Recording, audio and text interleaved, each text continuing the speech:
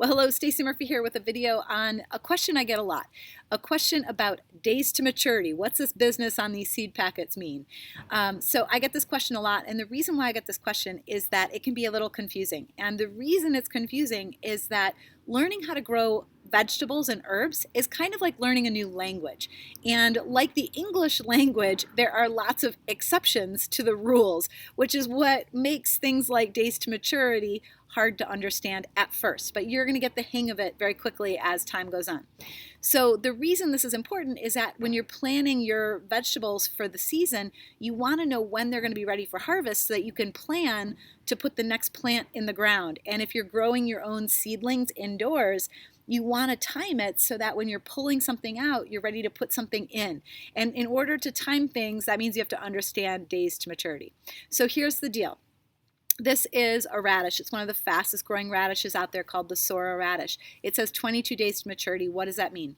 Well, with a radish, it's pretty straightforward. So with a radish, you put the seed in the ground and you water it. And as long as you have ideal growing conditions, that radish is going to be ready in about 22 days. Now, what is ideal growing conditions? About 75 degrees Fahrenheit, which is, you might have to tell me what that is in Celsius. It might be somewhere around 15 degrees Celsius, maybe 16 degrees Celsius. And then also you need to have 6 to 8 hours of sunlight. Then you're going to get a radish in 22 days. If any of that is not happening, if you're not getting enough sun or if you're not getting enough heat, or if you're getting too much heat, if it's getting hotter than, let's say, 85 or 90 degrees, then this days to maturity business, it's out the window. So this is dependent on temperature and it's dependent on sunlight. All right. Now that's putting a seed in the ground. This is true for root vegetables. All right. So things like carrots, radishes, things that you're planting a seed, turnips, and then you're getting the harvest later. Now, days to maturity for something like a patty pan squash is different. So you can plant a seed directly in the ground and it will come to maturity at a certain point. But most people, the way that this works is that they're growing this as a transplant and later they're putting it in the ground. That's because it just makes more sense when the babies are susceptible to things eating them, to bugs, all of that stuff, and also to conserve water, to grow a lot of seedlings in a small area. And so if we're growing a lot of our seedlings in a small area, that means that this seed I'm going to plant and I'm going to grow a baby seedling for about 5 to 7 weeks. That's specific to squash.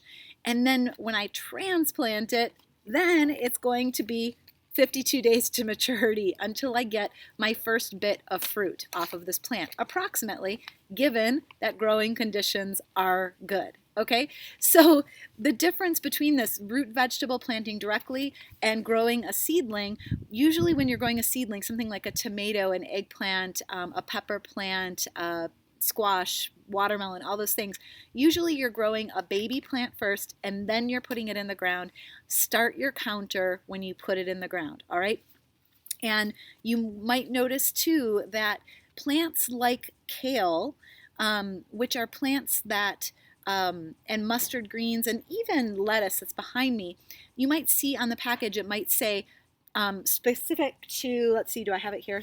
This is spinach, and it says 25 baby, 35 days full. So what I do is when I plant my spinach seeds out in the garden, I plant a whole bunch of them, and 25 days later, I can cut them as little baby leaves for like salad, but if I want them to grow into big spinach heads, then I want to wait like 30 until the 35th day.